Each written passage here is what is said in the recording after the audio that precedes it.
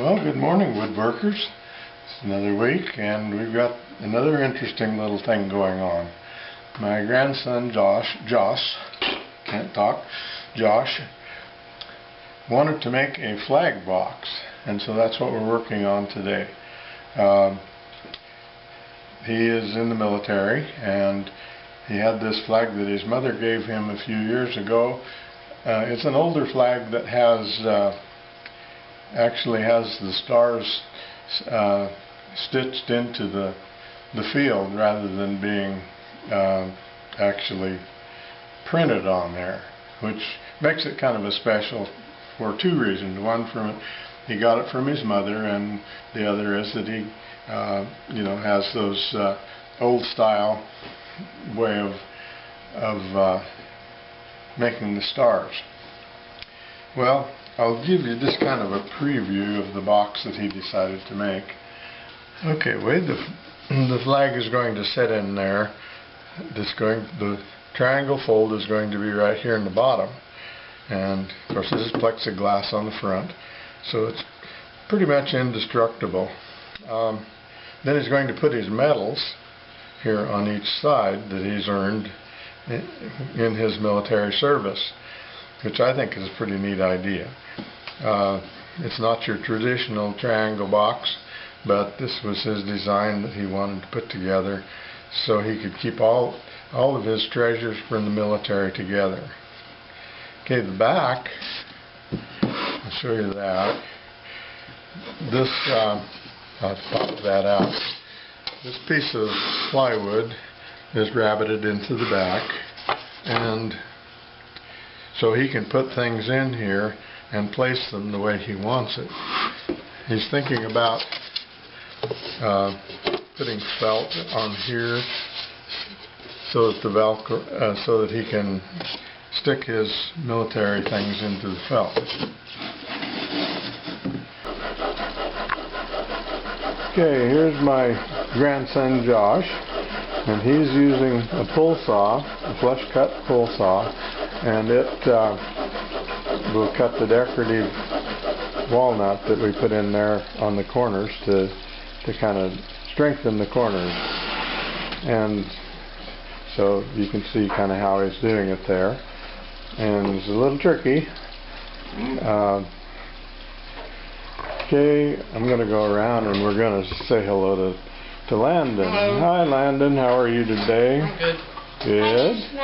And there's Matt, and he's going to help out too, but I think he's working on his own project.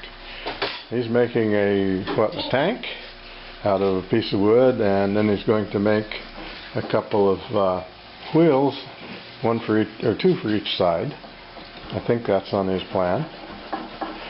So let's go back and watch Josh struggle with this saw. That's the neatest saw because you can go right up against things and it's not going to scar the wood a bit. The main trick is just hold your finger against the middle of the saw so that it will stay flush and square with the side of the box. Okay, next thing to do is to clean up the sides of these where the filler is and where the little reinforcement decorative piece is. So I'm going to demonstrate. When you sand on a flat belt like this, you need to set it down carefully, just as squarely as you can. And because of the rotation of the belt, it's going to cut more on one end than it does the other. So you have to do it one direction, turn it around, run it the other direction, and you should get a nice flat surface on it. So I'll start the thing without the dust collector first, and then Josh is going to go ahead and do the other three sides.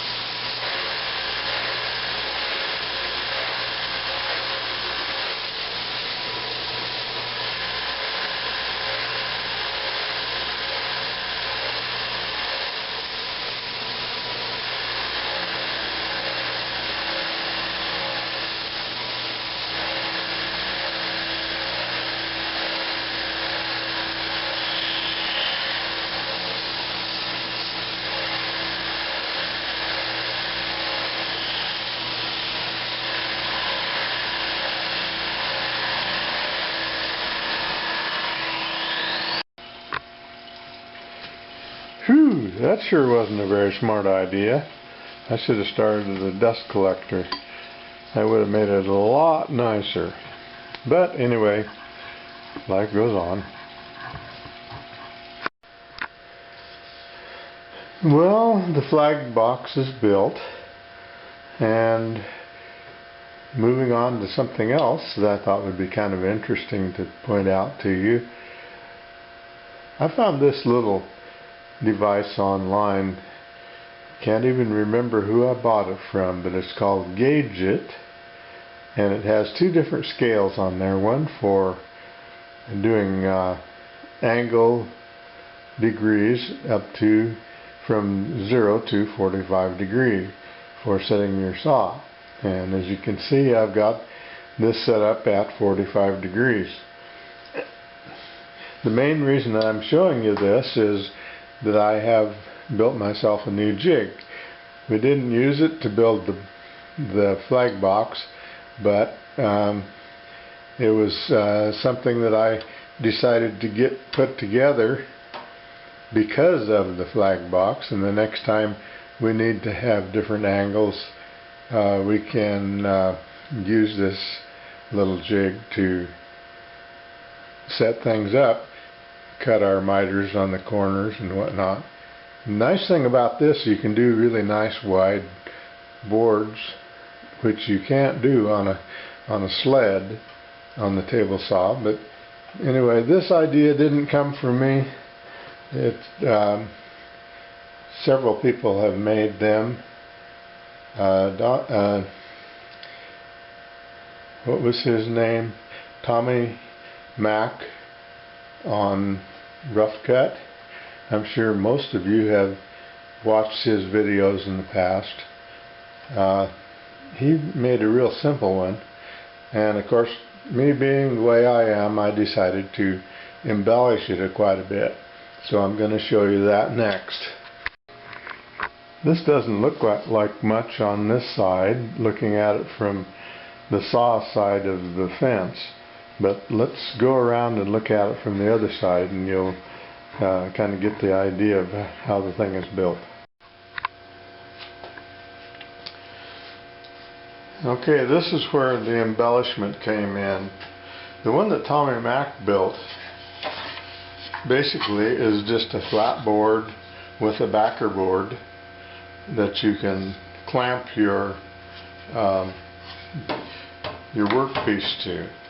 I decided that I could make a little better mousetrap. How's that sound? So what I've done, I've added a handle so that I can safely push the thing through. Down here you see the wing nuts.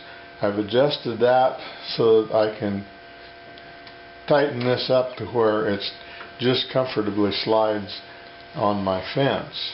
Now, everybody has a little different fence on their table saw, and so you'll have to adjust this width-wise mainly for the width and the height of your fence. The idea is that by holding on to it here, you can put downward pressure and maintain equal pressure on the top of your fence while you run your jig past the saw.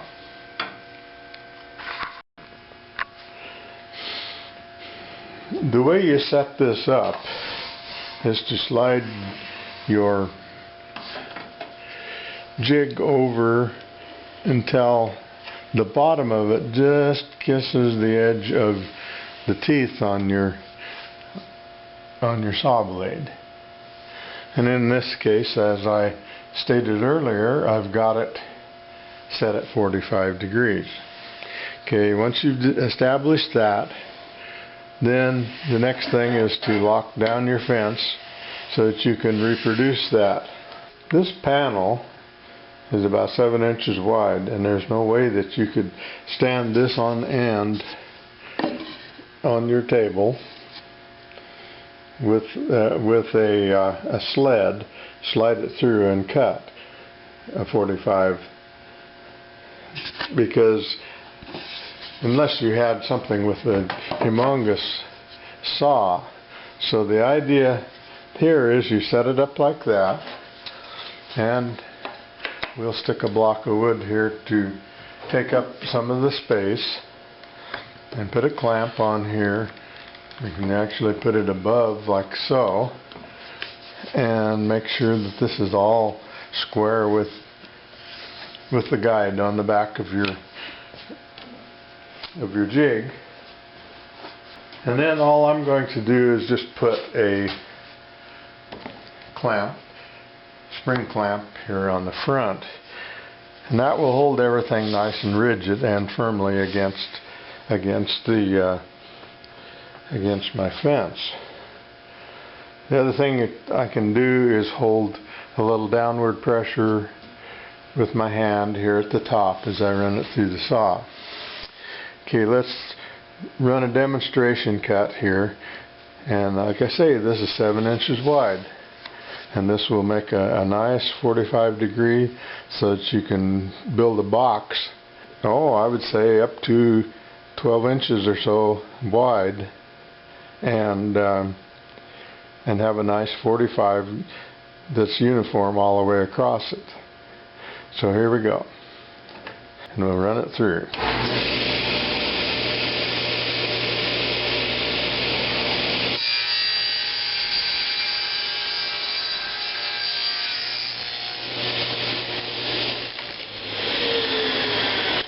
I'll take everything away and show you the angle that we have. A nice uniform 45 all the way across the end of our panel. I think that's well worth building. Once again, showing you the details on the back. Made a fancy little handle here just because I wanted to, and then the 2 wing nuts that I can loosen here and adjust this block of wood to tighten up against the back side of the fence, and that way it's not going to rock back and forth when I make my cut.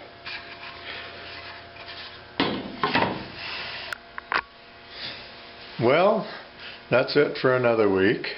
We've had a lot of fun, done a lot of different things here, and hopefully we have shown you some good ideas through some of our mistakes. Possibly you'll be able to get some benefit out of this little video. So that will be it for this week for What's Up Wayne. We'll probably see you next week, God willing. Goodbye for now.